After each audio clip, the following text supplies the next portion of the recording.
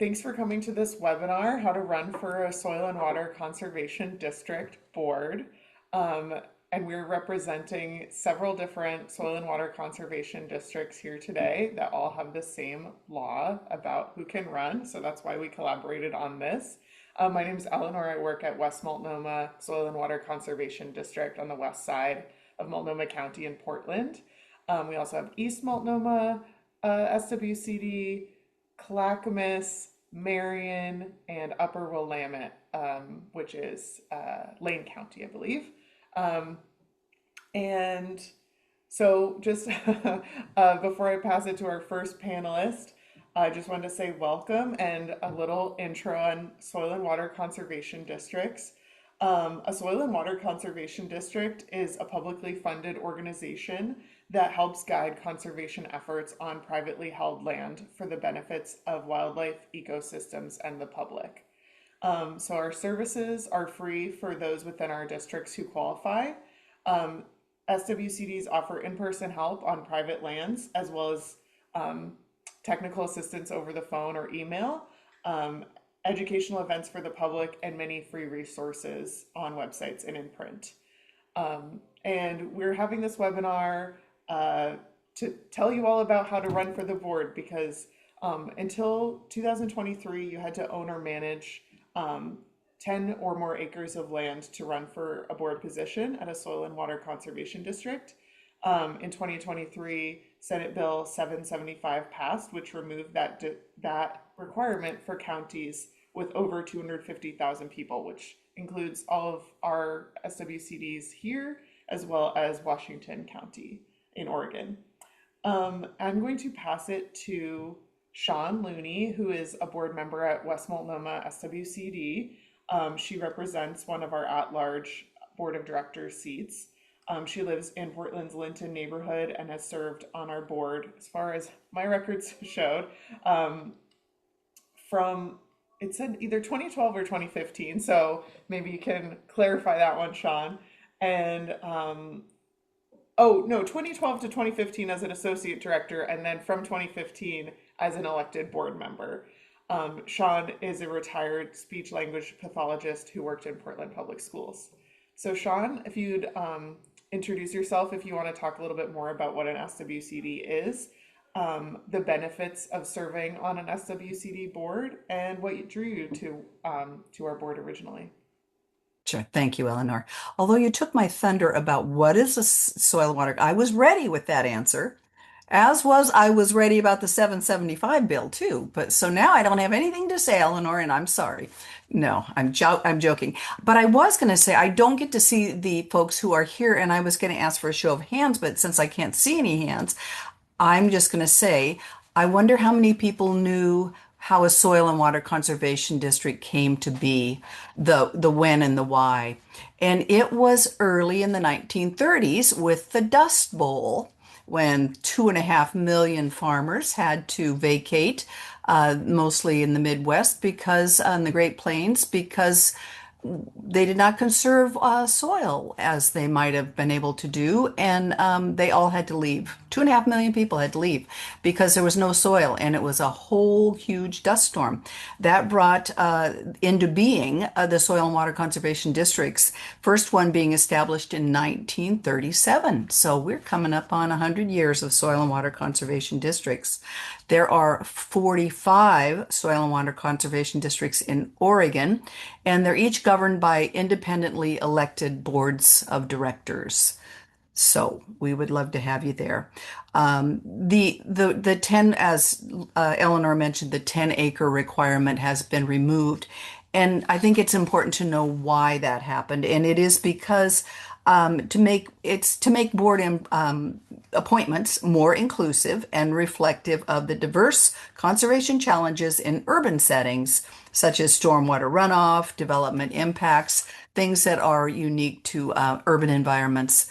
We run the gamut here in Oregon with rural districts and urban districts, and the districts that in Multnomah County, Washington County, Clackamas, Marion, and Lane counties that have the unrestricted ability to run for the board.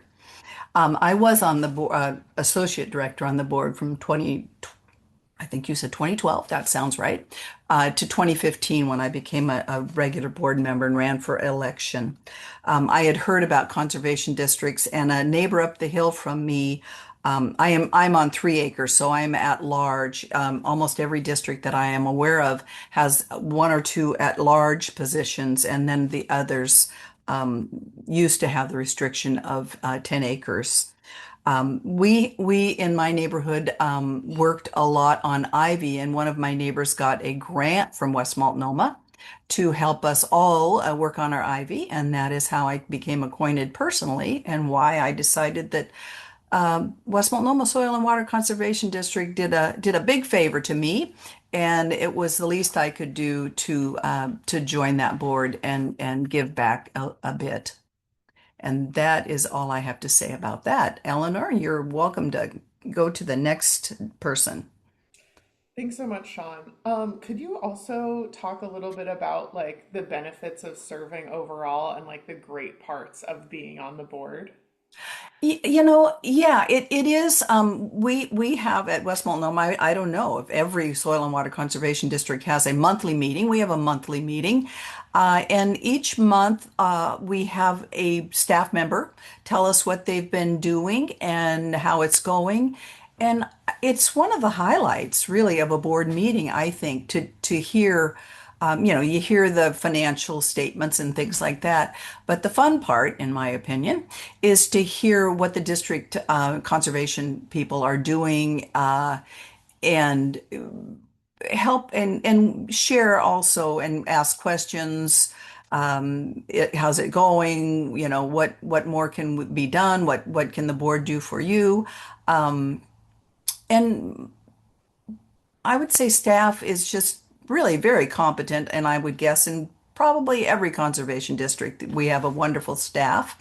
And that's the fun part of being on a board is knowing what's going on. And sometimes we go on field trips, which are always fun, and see properties that our staff are working on, and that is also a highlight. Awesome. Thanks, Sean. I Mhm. feel like I also should have gone through a little bit of what the format of tonight's event is going to be like. So basically, if you're, one of our attendees to the webinar, you see us 10 folks on the screen. Some of us work at soil and water conservation districts. Raise your hand if that's you. There we go. Hi. And then some of us are board members at those, not us, me, but us three three folks. There we go. Thanks for waving. And then we also have Sandy, who works at Oregon Department of Agriculture, who kind of oversees the SWCD program, and especially the laws and the elections part. So she is here to answer any hard questions. So basically, we're going to have our board members answer questions about how what it's like to be on the board, what it was like to run, why they decided to run, and then we're going to have plenty of time for questions from folks who are in attendance. So please feel free to put your questions in the chat, um, so we can answer those questions when we get to that section. And if you have a question for a specific person, you can just put their name at the front of it. Okay. Uh, so thank you, Sean, for the introduction. Next up, we have Angela Plowhead from Marion Soil and Water Conservation District Board.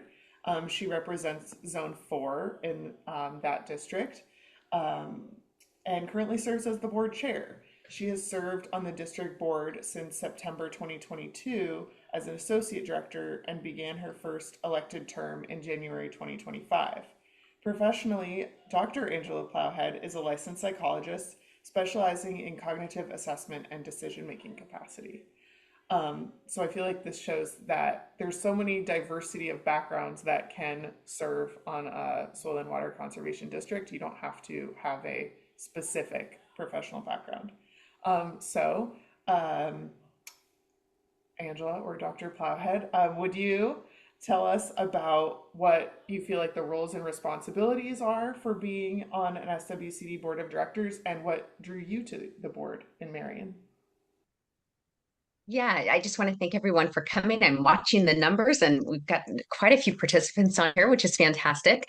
I'm really excited to get additional board members across the state joining. So, oftentimes when people hear the word director, they might be a little bit confused about what that actually means and what we actually do. So, really, what our district is looking for are just community members who care about the future of our communities and local resources and who are willing to help guide the district's work. So that's the main criteria. That's the main thing that we're looking for in someone. Um, one thing that I would like to emphasize is that you do not have to be a farmer or someone with a background in conservation. Really, just having a heart for conservation and wanting to be involved in your community are two of the biggest things that I think it's helpful to come with. So, our organization is strengthened by having directors with a lot of diverse skill sets, and that can be anything from finance and business management. So, for me, I've worked in large organizations. I'm also a business owner, so I bring that with me and some of those organizational skills. Someone who has experience in human resources, public service, education, community outreach, or really a lot of other areas of knowledge and areas of expertise. Now, that does not mean that we don't want farmers or people with a conservation background, because those are extremely useful to understanding what our technical staff do and the types of assistance that they're providing on the ground. So it does give you a little bit of a leg up to have that sort of background. And we love the farmers and conservation specialists that are on our districts. So, what districts do? As directors, we're elected representatives of our local communities. We serve 4-year terms, and we're entrusted with helping to ensure that our district effectively addresses local conservation needs and opportunities. We are voluntary, so we are in unpaid positions, and our primary responsibilities really align around governance. Our board provides strategic direction for our district by doing things like establishing policies, setting priorities, overseeing long range planning, approving strategic plans, annual work plans, as well as budgets, monitoring progress towards those district goals. So, a simple way to think about what it is to be on a board is that the board focuses on the direction of the organization while staff carry out the day to day implementation of the programs and services that we offer.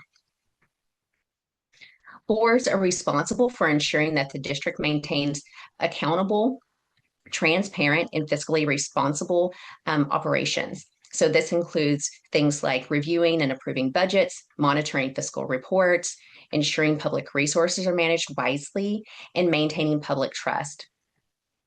Another important responsibility is helping to identify and respond to local conservation needs.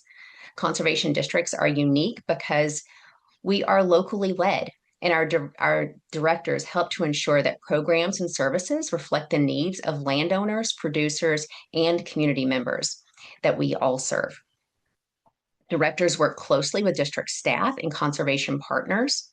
One of the board's key responsibilities is hiring and evaluating the district manager and supporting staff in accomplishing the district's mission. Directors also serve as ambassadors of the district. We do things like share information about district programs, build relationships with landowners, partner with organizations, local governments, and legislators. We're also out in the community listening to local conversation and concerns about what's happening in the world of conservation and looking for opportunities that we can partner with other people.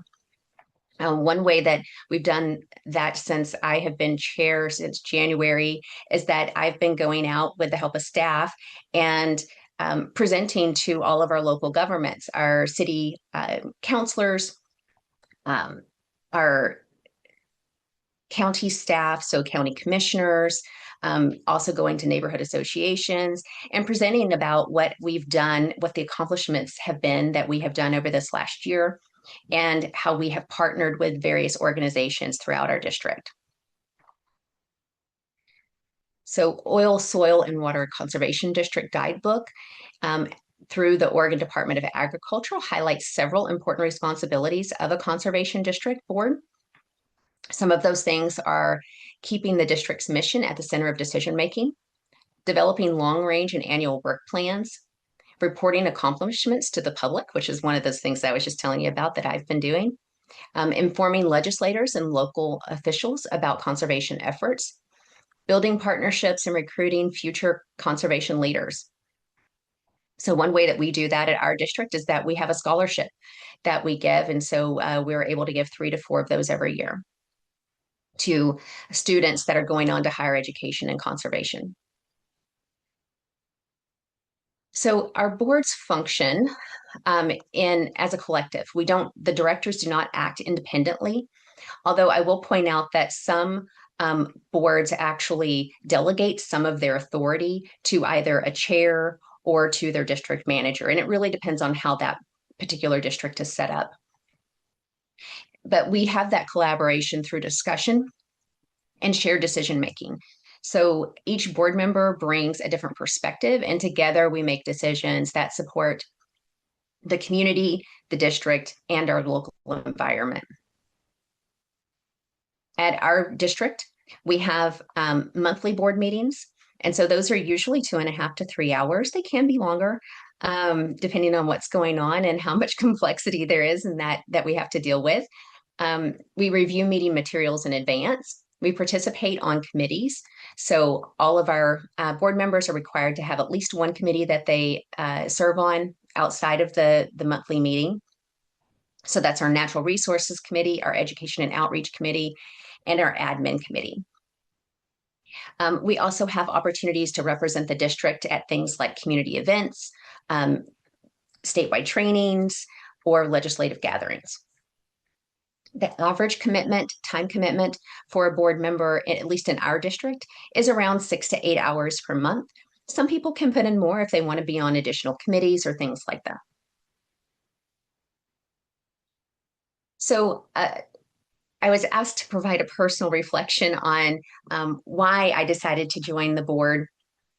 So for me, one of the important things is that I am a landowner. My family and I own 5 acres, so small landowner, but we live in an area that tends to have issues with our wells. So oftentimes wells in our area will run dry. There's lots of sedimentation or minerals that are in our well water. So even though we live in an area that has an abundance of water, I realized early on in owning my property that there are a lot of complexities to the water situation here in Oregon. We also have a lot of issues with water quality and our waterways. And so for me, that was really important because so much of our public water is drinking water. And so those were the issues for me that really drew me to want to be involved in what's happening at our water and soil conservation districts. And I saw there were a bunch of questions popping up, and I don't know how many of those were for me or for others. I think, Angela, you don't have to answer all those questions. I'll go through them at the end and try to call on different folks in the on the panel to make sure that the right people are answering the questions. But don't worry about that. We gave you big enough question as it was to go over the roles and responsibilities, and I feel like you did a really good job summarizing what a board does. Thank you for that. Well, and thank you to our staff for helping with that. Oh, good. Um, yeah, so next up is Ben Larson from the Upper Willamette Soil and Water Conservation District, serving at large seat 1 and also as the board treasurer. Ben has served since 2024 on the board. You'll also notice that we tried to get a diversity of people who have served different amounts of time on the board on this panel, especially with the question we'll be asking Ben to reflect on what it was like to actually do the running and gather the signatures and do the paperwork. Hopefully it's fresh in his mind. Just more intro. Ben is a local land steward and educator with over a decade of experience managing a diversified orchard, ranch, and riparian forest, and is involved in a multitude of agricultural research and soil and water conservation projects. Yeah, so Ben, can you talk about what it was like gathering the signatures, like doing the work of running for the board, and like what made you want to run? Yeah, my part's going to be a lot shorter because it was very simple. So I went to the ODA website and they have the guidelines, the dates, and links to the forms. There's just two forms to fill out. One of them is kind of about you. What are the legal things that make you eligible to run, and then the other one is the signature collection sheet. Um, and I printed that one out and took it to a river day. I was with some local people and just got it all filled out there. I think you only need 10 signatures, but I got like 15 to be safe. Probably could have just filled it up to be extra safe, but I knew the people that I was getting signatures from were registered to vote in my county, so I wasn't worried about it. And then, yeah, sent them off to Sandy, and by the date listed on the website, sometime in August. And the one thing that was really really great about Sandy was she looked at them and saw that they hadn't been certified by the county clerk, and so I wasn't actually available to do that. Luckily, my partner was. I procrastinated, and it was the day they were due. I hadn't certified him. I couldn't, but my partner went in, drove to the county clerk office by 5 p.m. and got him certified, and sent him off to Sandy, and she gave the thumbs up, and that was basically it for running. And then got to see that 100,000 people voted for me. I was kind of like, whoa, I mean, that makes sense, but also like it's so weird. Um, yeah, that was basically it for the election process. So very very straightforward. The ODA website has a page dedicated to running for a soil and water conservation seat. So just Google that website and it's pretty straightforward. And ask Sandy if you have any questions. Um, and then I was also supposed to talk about why I joined the board. And yeah, so when I was considering it, I just attended a board meeting and kind of saw how it was run, and I had been aware that we had recently gotten a tax base, and so there was a lot of shifting things at the district. I'd worked a lot with watershed councils previously, and very little with our local SWCD, and so I was interested what they were up to, and yeah, learned that they might like my experience wasn't really common on the existing board, and so I felt like I kind of had a niche to fill there. And they were also considering buying a hazelnut farm, and I'm a hazelnut farmer, and so I felt like I kind of had a few things to offer for like that like guidance and policy direction, strategic direction, and yeah, I was very welcoming and easy to just kind of start showing up and seeing familiar faces, and yeah, before I knew it, I was an elected board member, and it's going great. So yeah, Awesome. happy to share anything else, but Yeah. I was curious what the niche was that you felt like the board was looking to fill that you offered.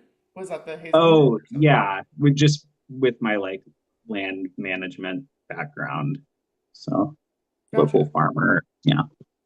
Thank you. Well, it's great to hear that you felt it was a simple process, even though there was that last minute moment with the county clerk. Um, yeah. And did you get your bio in the voter guide as well? Was that part of your? Oh, yeah, I did do that. Yeah, just by emailing the League of Women Voters. This here's my bio after I had registered, I believe. Um, so yeah, that I didn't, wasn't really provided to me, but somebody that was more familiar with running for local office mentioned I should do that. And I was like, well, why not? I mean, I didn't need the votes, but it's a fine thing to, gives people a little more personable reason to vote for you, I guess. Yeah. Thank you for that. Yeah, ODA does not run those packets, so they go a whole different. Um, they have a whole different process for every county is different. I know for Multnomah County, you have to get in touch with the county to be on those, but if you are in a district that has more than one person running, it definitely um, serves you to try to get in that guide so people can learn more about you. Thank you so much, Ben. Um, Excellent. Next up, we have Lisa and a slideshow about what each SWCD seats are up for election this year. Okay, oh, yay, I get to share now. Um, so yes, my name is Lisa Kilders and I'm with Clackamas Soil and Water Conservation District. And we are going to talk about the process um, for getting on the ballot. So if you are interested in running, the packet with all the information and the website is the Oregon Department of Agriculture Natural Resources Program because they do oversee the Soil and Water Conservation District election process. So go Sorry, to Oregon. Can you hear Lisa, me? your slideshow is a little bit smaller. Can you maximize that? Oh, let's see We if can we, see the sides on oh, the left as let's well, just, so yeah, let's it can get be a rid of little that. bigger. Let me get rid of that. We don't want those. We want this. Ha, there we go. Does that work?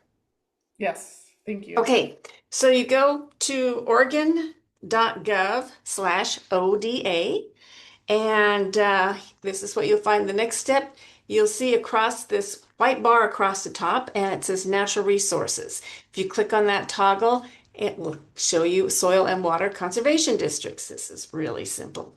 Click on that, and you'll see a red Soil and Water Conservation Districts. Click on that, and below will tell you all kinds of things about districts. The elections button is there, but hey, somebody was asking some information about what do board directors do? You can go all the way down to the guidebook that tells you just about everything districts do. So click on the elections and you'll see um, all kinds of information on directors and eligibility. And remember, for a zone director in Clackamas, Lane, Marion, Multnomah, and Washington counties, you don't need to own any property. Only the counties you need to be, some counties you do need to be a landowner, but not now here. But you do need to be a registered voter and you have to live in the district or the zone within the zone that you want to run for.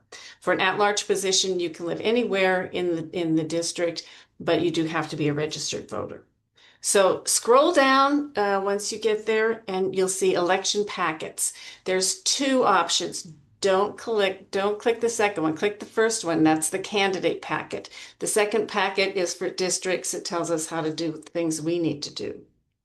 And that's in that package, you will see all kinds. Let's get to the next one. You will see all kinds of information here on the right, but you'll have these great dates you'll need to remember. So the first day for candidates to file with ODA is the 16th of July. If you send it to Sandy earlier, she will send it back to you. Once you get your packet you've filled out, you will have to get signatures, and you are required to get 10 signatures of registered voters in your district. However, get a few more just in case some of them don't pass the county elections certification. So, and you do have to get that done at your county elections office. But they will not send that to Sandy. So you have to go back and get it. If you're really, really lucky, they may do it for you while you're there, but most of the time you'll have to go back and get it. Then you get that to Sandy. Don't wait like Ben and have a problem, because I have known people who've been screaming down I-5 at the last minute. It has to be received by Sandy by 5 o'clock on the last date. So for incumbents, if you're already a board member and you want to run again, you have to get yours in to Sandy by the 18th of August. The new candidates, you have one extra week, and that's August 25th by 5 p.m. down in Salem. So remember, get those things done. County clerk does not do that for you. And there is, I guess that's all we really actually need to do. Sandy's your person, and she's here tonight. And if you have any questions, she is always very helpful to get those answered. Let's go ahead and talk a little bit about the districts and what positions they have open. I'm going to start out with Clackamas Soil and Water Conservation District. We have 4 positions on the ballot this fall. We have one in the Boring Sandy and Northeast Clackamas area, one representing Molalla and Southwest Clackamas County. We have the Estacada and Central East Clackamas County position open, and we have one at-large position. So anywhere in the county that you live, you can run for that position. Our board meetings are once a month, the third Tuesday from 4 o'clock to 6 o'clock, and they're hybrid, so you can either come to our office or join us online.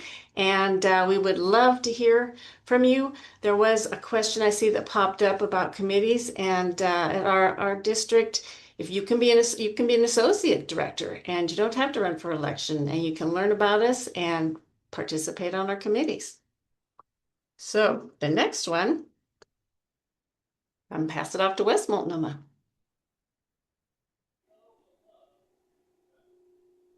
Hi, everybody. I'm Casey Jogurst. I'm the district manager over at West Multnomah Soil and Water Conservation District. And as you can see here on your screen, we have 3 positions that are up for election this year. And you can see that we have that map on the side, which I know is difficult to tell, but there is a website there that you can go ahead and put your address in just to confirm which zone that you live in. And so we have zone 4, zone 5, and so you have to live within those zones in order to run for those positions. And then we have an at-large, where you can live anywhere within the district in order to run for that. We have board meetings typically on Zoom, and they're 2 hours. I know somebody earlier on this meeting said theirs can go 3, maybe even longer. We're pretty good actually about keeping ours at 2 hours. Our chair is pretty strict about that, so we try to respect people's time and keep it to that. They're on the 3rd Tuesday of every month, and we put Zoom there, but there are a few times throughout the year that we try to meet in person, just to help build those relationships and rapport outside of the screen. And so you can see that there's some additional resources there in terms of our email address, as well as our website if there's additional information that you'd like to learn about our district. But we look forward to and hope that some of you on this call will be interested in the seats that we have available. Thank you. Okay. East Multnomah. Yeah, hi everybody. I'm Heather. I work at East Multnomah, and most counties in Oregon only have one conservation district, but we are so fortunate in Multnomah County we have 2, one on the west side of the Willamette and one on the east side. And so East Multnomah Soil and Water Conservation District includes the area of Multnomah County east of the Willamette, basically all the way out through the gorge to Bonneville Dam. This year we have a at-large director open and a zone 3 director. So that is the zone that is east of the Sandy River in the Corbett area and beyond. And we're really excited to have an opportunity to open those seats up for new candidates. Our board meetings happen the first Monday of every month, and we also try to stick to 2 hours, but they are in person typically.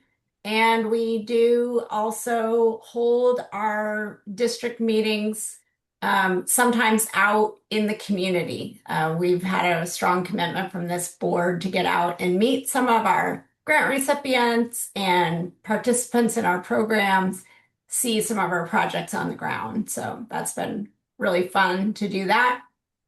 And yeah, I don't know if I have anything else to say. I'm going to put my email or our website in the chat, and folks can find out more. We've got a lot of information on our website. Hey, Marion. Hi, everyone. Yes, thank you. My name is Amy Zimmer. I'm the Communication and Outreach Specialist over at Marion. Angela did a really great job at summarizing our district, but this year we do have 5 seats up for election this year. So that includes Zones 1, Zone 2, 3, Zone 5, and an at-large 2. And so it was asked in the chat what at-large 2 means specifically, and that just indicates that we have a 7-member board. And so we have 5 zone directors and we have 2 directors that are considered at large. Typically, zone directors have to live within the zone that they are representing. And so as you can see on our map here, a zone 1 director, for example, would have to live in that area that's designated by the 1, and then so on as we go through zones 2, 3, 4, and 5. And an at-large either an at-large 1 or 2 can live in anywhere within the district boundary. Generally, our district meets the first Wednesday of every month. Our office is located at 408 3rd Street in Staten. So folks are welcome to join in person, or we do have a hybrid option. We recognize that folks are busy, and we just appreciate you serving on our board, and we want to make it accessible for everyone with our busy schedules and our busy day-to-day lives. So we generally meet from 6:30 to 9. As Angela alluded to previously, we do have our committees, which are just an opportunity for board members to work more closely with individual staff members on different projects. So for us, we have an admin committee that covers more administrative tasks. We have an education and outreach committee, which covers more of the education components of our district, specifically our grants that involve education. And then, that's essentially what our different committees do. So I hope that answers that questions, but we can go in more depth on that later. But I'm happy to type in a couple of links for folks that are interested in Marion County specifically. And if you need any help, you can either reach out to myself, Sandy, or district manager, and we're happy to get you in touch with the resources you need. Great, thanks. Okay, Upper Willamette. Hi, everyone. I'm having some internet issues, so hopefully I stay with you all. So the Upper Willamette Soil and Water Conservation District is located in Eugene and covers a large area of Lane County, eastern and central Lane County, and we have several open seats for election in 2026, Zone 1, Zone 3, Zone 5, and At-Large 2. So you can see on the map that these zones are represented in different areas, and the at-large does not need to live in a particular zone. And we also have a monthly meeting from noon to 2 p.m. Currently, it's the third Tuesday of each month, and the time of our board meetings was set a couple of years ago, but it's certainly open to being changed. We also have hybrid board meetings, and we encourage folks to meet in person as much as possible, but that option is always there. And we also have multiple committees, and um, if you need any more information about the Upper Willamette Soil and Water Conservation District, I can share our web page. And you can also reach out to me, the district manager, and any of our board members. We have a lot of information on our website. Thank you. Okay, I think that is our last one. Awesome. Thank you, Lisa, and everyone who presented on that. Now we're going to get into the questions, of which there is already quite a lot in the chat, but feel free to put in some more, and I'll try to throw them to the right people and try to get through them all. Back at 6:09, Dean said, what management decisions does the board make? So I feel Angela talked a little bit about approving the budget and hiring and managing the district manager. Does anybody else on a board or perhaps one of the district managers on the call want to talk about the management decisions that the board makes?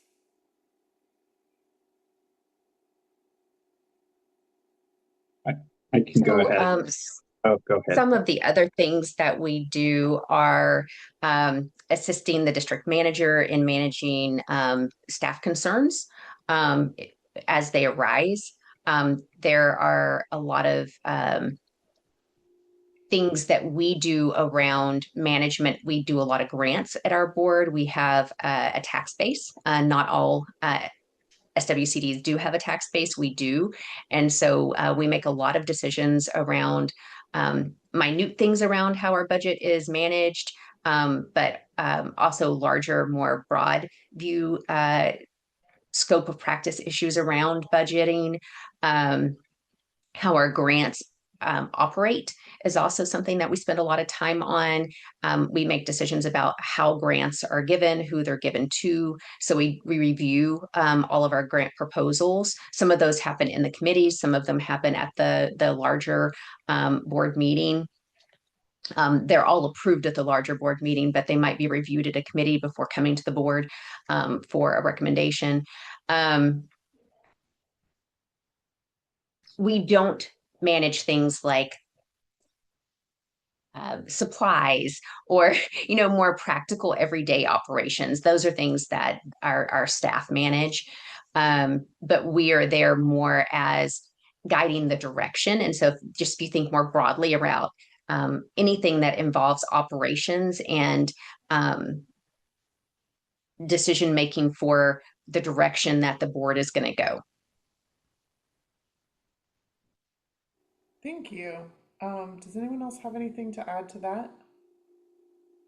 I would just add into on the direction piece, like we adopted a strategic plan this year, and so that was a big thing that the board was involved in and all staff as well, that we collaboratively created. And now it's kind of our responsibility as board members to help hold us accountable to what we said we were going to do, and checking in on that and seeing how things are going, and keeping our mission top of mind as decisions are made.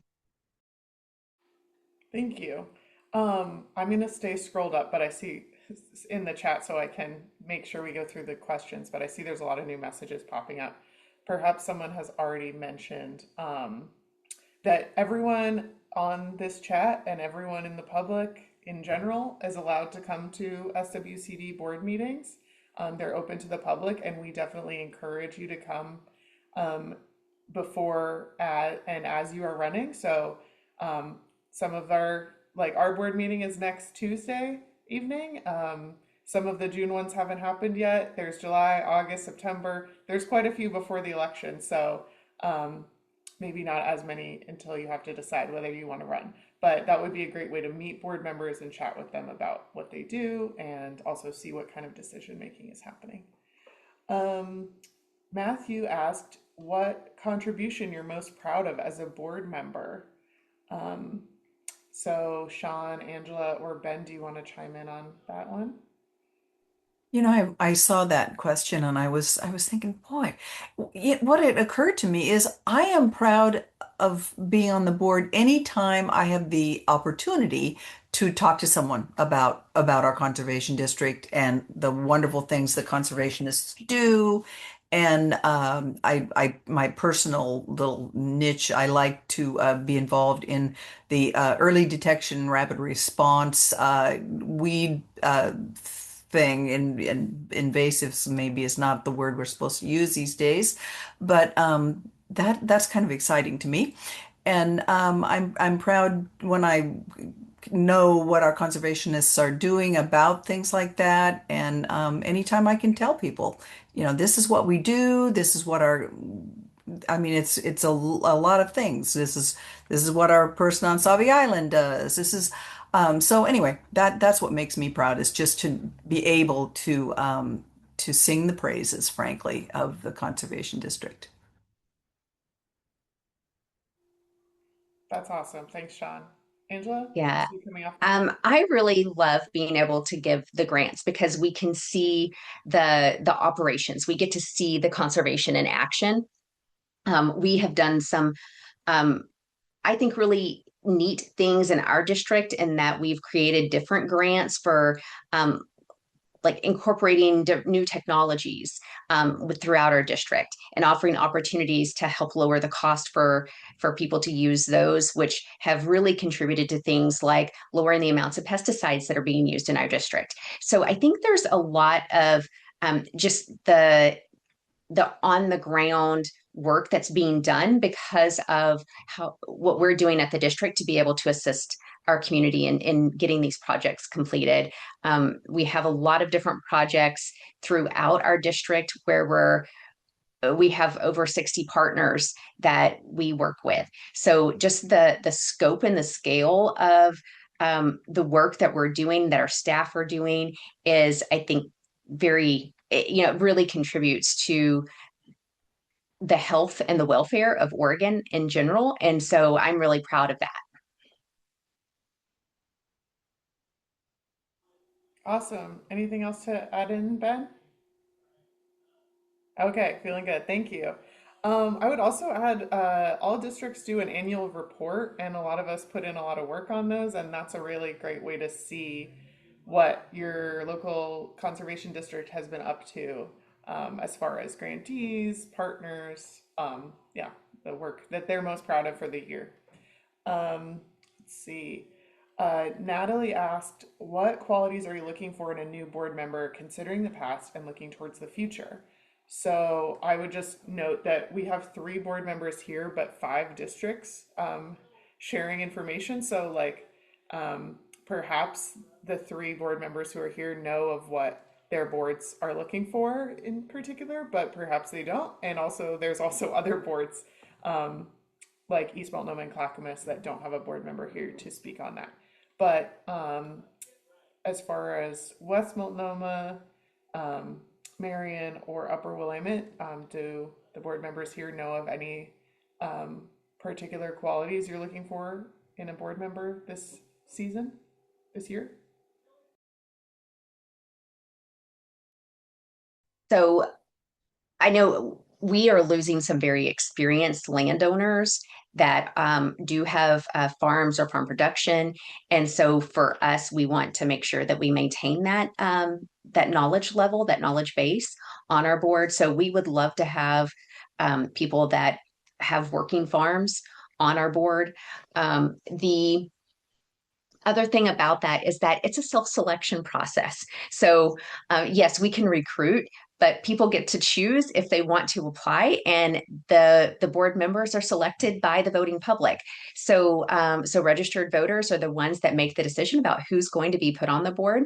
So you may or may not be running opposed. So if you do decide to run, I think getting your voter pamphlet statement into the county clerk so that it's in your county voter pamphlet statement if you have one. Is a really important aspect of running. And I think it's just a good practice as well, so that the people that are voting for you know who they're voting for and what they're voting for. So I will offer that as, the current board members don't get to select the next board members. I'll Absolutely. I'll Definitely. add in like the attending a meeting, I think, is a really good idea if you're thinking about it. That's what I did. I just got the meeting link before I was really strongly considering running. Went to a meeting, and then also just like reading on the district website, it'll say who the board members currently are, a little bio about them for most districts at least. And so you can kind of get a sense between those two things, like what's this going to be like, who am I going to be working with, and it's obviously subject to change, but it's a good start. That is right. And I would add that I think all boards, but I don't know. I have associate directors. We do at West Multnomah have associate directors. And if you think, well, I think I would enjoy that, maybe I'm not ready to run for election. I would suggest that you apply for to be associate director, and then you really get a feel. It's just like being a director, except you don't get to vote on things. But other than that, you are an absolute equal participant, and it's a great way to get your foot in if you're not quite ready to commit to going through the ballot process. Thanks. Heather or Amy, you have a hand up? Yeah, I obviously am not a board member. I am a staff member, but I just in my time at the district, I also think it's important to note that, as you know, the board members have mentioned, there's a really wide variety of things that come up at our board meetings, decisions being made, and we all come from very different backgrounds and we all have different experiences, whether that's land management or professionally, what our interests are. And so I think also just being really open minded and being willing to be, a good team player, I think is a really important um, aspect of being on the board or contributing, even as an associate on SWCD. So I just think that that's important to note. Yeah, thanks for that, Amy. I was gonna also just ask Heather and Lisa if you, as you don't have board members here, if you know of anything that your board is looking for in particular. But again, like Angela said, they don't get to decide who wins. Yeah. So they just get to cast their one vote, like everyone else.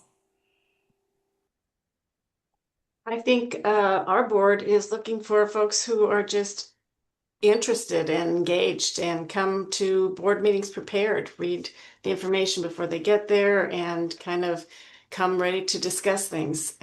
So, it's great to have all kinds of backgrounds.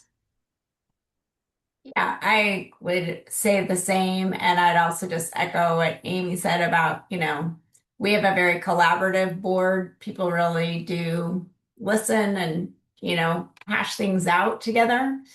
And so I think, they would like other people who are equally interested in collaborating. Awesome, thank you. Alex asked, how closely do we work with ODF&W? So that would be Oregon Department of Fish and Wildlife. I think that would definitely depend, district per district, program per program. Um, Anyone want to raise their hand if you've had work with ODF&W? Well, there was a similar question about like Oregon State Parks and some of the other like state Yeah, organizations. And I know yeah, for our district, it just really depends. yeah. We do work because we're out in the gorge. We do some work with state parks and the national forest, but that's because of where we're situated. Yeah. Amy, go ahead. Yeah, I would also add at Marion SWCD, we do a lot of partnerships. As Angela mentioned, we have over 60 different partnering entities that we work with. And so whether that's specifically on grant projects, inviting their technical expertise, or whether that's, we've hosted multiple events up at Silver Falls, for example, Silver Falls State Park. And so we've had ODFW staff come and table at different outreach events that we host, and so um, the magnitude of our collaboration is variable by what the event or project is, but we certainly have opportunities. And as a board member, you're certainly welcome to participate in those activities. Yeah, I would say I don't want to spend too much time on this question because it is so variable. It would be a great question to ask if you went to your board meeting, or if you just emailed your info at email for whichever district you live in. Are most responsibilities limited to nights and weekends? All of, I know at West Multnomah, all of our board meetings are in the evening. It looked like most of that was the case for most districts. There was one that had the 4 to 6 meeting. I know some of our committees meet during the day. Anyone else have anything? Okay. It's the same for us. Yeah. Okay. Most board meetings are in the evening, and then your prep time before that. How do the conservation districts statewide connect and collaborate? What do you feel are some opportunities to do so in the future? I know obviously this event is a collaboration between 5 districts. I know that us comms folks love to collaborate with each other. As far as what district district uh, board of directors collaborate with each other. I don't know about that happening. I just want to make sure we are sticking to questions about boards of directors at this time. And does anyone on a board have anything to say about collaboration? Yeah, so there's at least 2 meetings a year that we are as board members invited to that are statewide. And so we obviously encourage our directors to go to those to meet staff and directors or management from other districts as well. But those are a great way to collaborate and to just meet other people from other conservation districts or watersheds or other areas involved in conservation that we collaborate with on a regular basis. Awesome. Thanks for sharing that, Angela. Um, I know that Jasper asked if there's a doc that's summarized. That already got in the chat, so thanks, I think, Amy, for dropping that in. SWCD's focus on private land. Do they pay attention to public land issues? Um, Pay attention to for sure. If anyone wants to chime in on a little bit of if there's any work. Yeah, Lisa, go ahead. We work a lot with our invasive species programs, and I think we partner with other districts in the area too. And because a lot of the wade problems start up in the watershed, so we work a lot with the U.S. Forest Service and the Department of Forestry, Oregon Department of Forestry, BLM. So we do partner we do projects on those lands as well. So I think a lot of the other districts do too. I would say with our current board and a relatively new director, Kelly Beamer has been more involved. They've been more involved in sort of, I would say kind of advocacy or like monitoring different, policy changes that are affecting the environment for conservation in our district and kind of weighing in on plans or submitting comments, things like that, that are both affecting private and public lands. So I think that's one of the ways that districts can be involved in public land activities.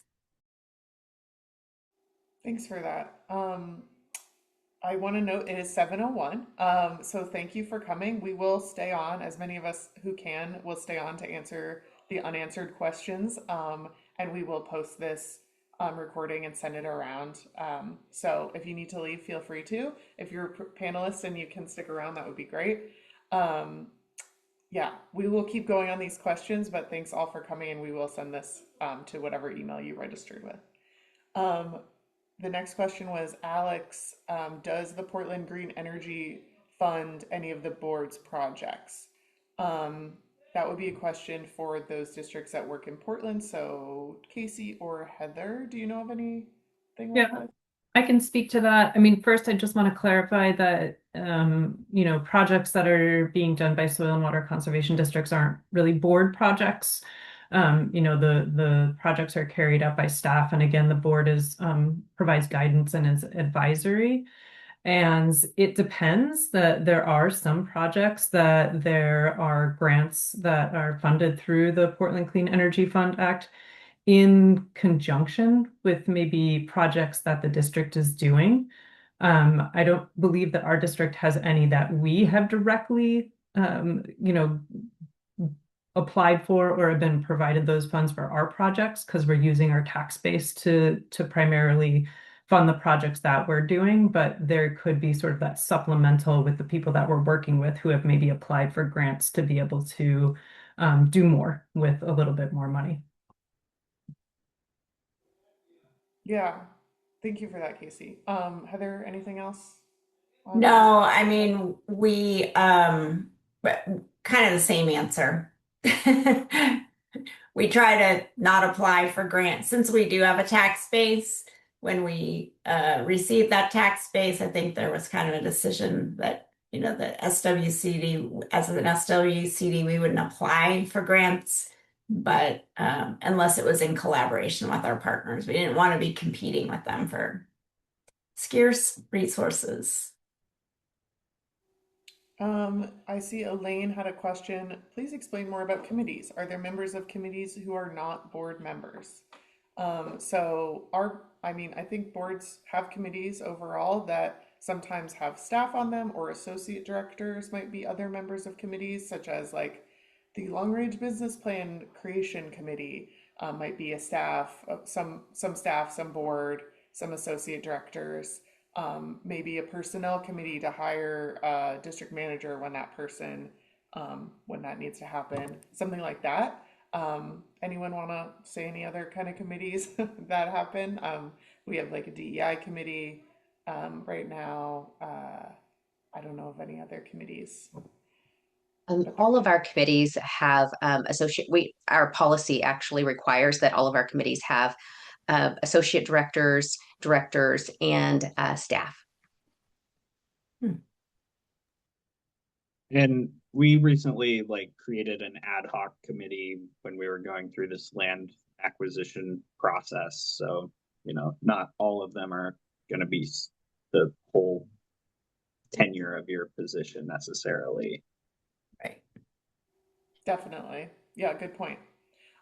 Who's Sandy? Sandy, you want to wave? Sandy is ODA staff person, Oregon Department of Agriculture, and she makes sure these elections run smoothly. So we invite her in case there's any questions about running, specifically like election related questions.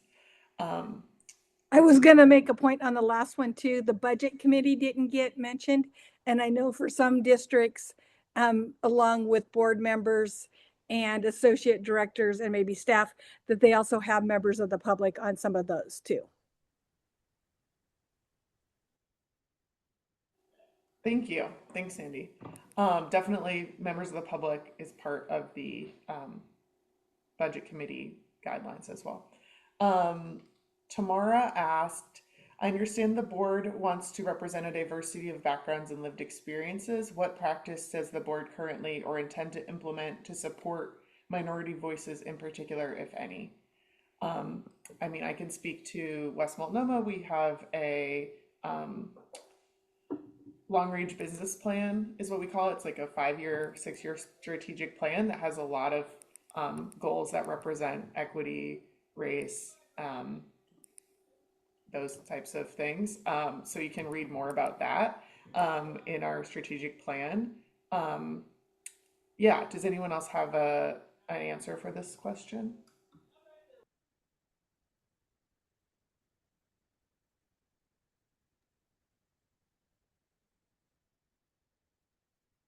I would say I would add to that. I know obviously right now in the current climate, DEI and is a hot topic, and I think that the SWCDs collectively, in my experience, are very inclusive and very appreciative of the diverse backgrounds that our communities that we serve can bring and can offer the district, and we really lean into working with everyone in our community and acknowledging everyone. And it is our goal to meet people where they're at, and wherever they are on their conservation journey, and that includes everyone. And Definitely. Yeah, I echo that. That's definitely true for our district. Equity is one of sort of the three pillars of our mission and organization. We have a strong equity commitment from our board and a strong equity action plan. Yeah, I would second or third that, I guess. And with the added context that, you know, it's very recent that the landowner requirement was removed. And so, yeah, there's still a lot of work to do to Yeah. make And up that for was that. due to advocacy from a lot of people that are represented in this call tonight. Yeah. Great. Yeah, I would say this outreach event of this webinar is a way that we're trying to reach out and have more people hear about SWCDs and have more people run and diversify boards to represent, specifically to represent the people that the district represents, Let's see. I feel like a lot of these questions have been answered. Amy, I think you were watching the chat. Is there any other questions that you feel like haven't been answered yet? I think that we've covered, I think most of the questions that maybe haven't been verbally answered have been answered via chat. So I think that you've done a great job, Eleanor, at covering it. I guess it's a last call in case anybody has any outstanding questions that they haven't had answered, or we certainly encourage folks to reach out to the individual districts that they're interested in. And we can provide any more information that folks need. Yeah. Um, let's see if there's any more. I just noticed one in the chat from Jennifer that said, I first found out about Clackamas SWCD by searching for volunteer events, such as cleaning up parks, pulling invasives. Are you aware of any opportunities like this? And is this the kind of thing a board member could organize? I I answered would that one for her. say that again. I answered that one for her. Oh, great. It wasn't us, it was Clackamas River Basin Council. Oh, okay. But I would say events are typically organized by staff, but like outreach staff, but it is definitely the kind of thing that staff want board members to come to and help spread the word about. Yeah, that kind of. I would There say was Alex, also no fist fights that I'm aware of. But like you've heard on the chat, we're a very collaborative group of people, and we tend to get along pretty well. I think there are opportunities where maybe board members might disagree about something, but we try to do that very respectfully, and we have rules. I'm sure most of the committees do, or boards do, around how we engage with one another in our meetings, and hopefully outside of our meetings. But that hasn't been a problem so far that I know of. There was a question about how the district managers are hired, and I'm not sure it's the same in every district, but I know, our executive director reports to the board, and we're the ones that hired our district manager. Yeah, that's how it happens in ours as well. Yeah. Okay. I think we can probably call this done. Thanks all for joining us. If you have any more questions, please reach out to your SWCD. You can check the websites for that service area. If you're not sure, you can type in your address. Thanks so much for coming, and we'll send this out. And reach out if you have any more questions or want to join a board meeting in the future. And you need a link? Yeah, come to a meeting. Yeah. You'll learn a lot. Thank you. Bye.